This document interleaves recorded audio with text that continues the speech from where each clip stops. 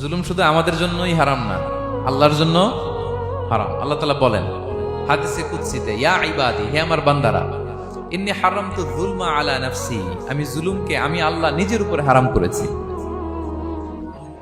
ওয়া জাআলতুহু বাইনাকুম মুহাররামা, এবং এই জুলুমকে তোমাদের উপর হারাম করেছি। ফালা তাযালামু, তোমরা একে অপরের উপর জুলুম করো না। জুলুম শুধু আমাদের উপরই হারাম না, আল্লাহ নিজের উপরও হারাম করেছেন। তাহলে জুলুমের সাথে কি মুমিনের কোনো সম্পর্ক থাকতে পারে? পারে না। এবং আল্লাহ তাআলা কখনো কোনো বান্দার উপর জুলুম করেন না। ওয়া আন্নাল্লাহা লাইসা বিযাল্লামিন লিল আবিদ, তিনি তার বান্দার উপর জুলুম করেন না।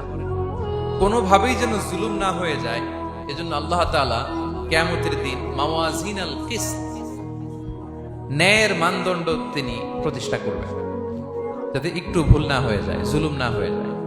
আমরা মাঝে মাঝে যে দোকান থেকে বস্তায় বস্তায় চাল নিয়ে আসি না, চাল দেখা যাবে যে 1 মণ চাল হয়তো সামান্য একটু কম হইতে পারে, সামান্য একটু বেশি হইতে পারে, এরকম হয় না?